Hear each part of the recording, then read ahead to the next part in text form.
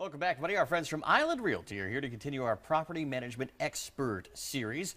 Lindsay Blackburn joins us along with Brian Beatty from Keller Williams Realty to talk about how a sales agent and a property manager can be the perfect pair to jumpstart rental income for investors. I welcome you both to Low Country Live. Thanks so much for being here. Lindsay, I'd like to start with you, as we usually do, the properties for investors. If someone were interested in investing in a rental property, how exactly do they get started? Well, the first thing that they need to do is contact a qualified real estate agent like Brian, and they'll help them start the purchasing process. Indeed. So, Brian, when you receive a call from a potential investor, how do you walk them through the process?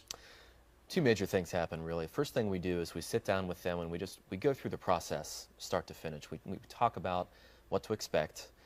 Because different people have different level of experience. We really kind of hone in on what they need some help on. A lot of people look at things like HGTV and read things, and then they have kind of a certain idea going into buying investment property of what it's all about. So we try and pinpoint those areas and focus on where they need some help. Then the second thing we do, of course, is we talk about their expectations. We talk about their investment criteria, and we align that with what I'm seeing in the real estate market to determine whether or not we can make a good purchasing. Now, this is people's money. This is their livelihood. So I'm sure that there are pitfalls, there are hidden expenses that people don't see by watching HGTV, for example. So what should the investor be on the lookout for? One of the big things that I see is people miscalculating their projected rental income. Someone like Lindsay can help them with that. Pitfalls, I would say, not accounting for things like how long it's going to take to find a tenant. We call that vacancy loss. That usually, of course, affects the bottom line. Things like having a contingency fund for maintenance-related items. All of that plays into the return on investment for the property, and all of that really needs to be identified up front. Absolutely. So once you find that property, Lindsay, tell me, once you get a contract accepted on the property, how exactly does the investor go about hiring a property manager? Well, either the owner of the property or the agent would contact us on their behalf, and we would get the address and then do a little bit of research and give them what we call a CMA, or a comparative market analysis. And it's we compare it to other properties in the area and get a good educated guess on what the rent income would be on that.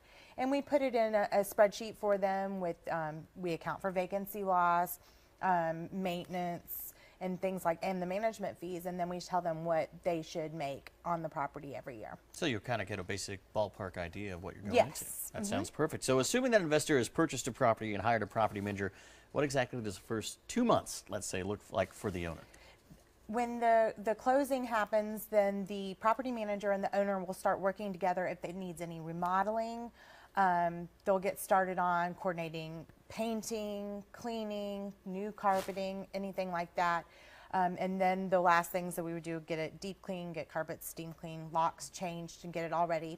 Take marketing photos, get it listed on all of our sites. We do have an in-house leasing agent, so she will market it on MLS, which is the multiple listing service locally. Also Trulia, Zillow, HotPads. It goes to about 25 online advertising sites that people use to look for properties. And that's where everyone's going to look for their real estate.